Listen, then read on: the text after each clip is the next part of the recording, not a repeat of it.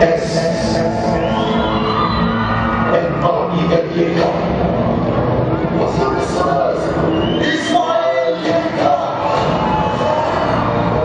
Anlıyoruz olsun, en güzel parti öncesizden olsun. Evde bu atmosferin sesine geldim, evde bir ışığın sesine geldim, evde bu müziğin bas bas bas sesine geldim. Ama evi boş gelmedim, yanımda birini getirdim. Şarkılarım bomba, ne ararsan onda, mesela bomba bomba. Ya da paskala, çankala, tıkla. Senin çarşın oldu mu kanka?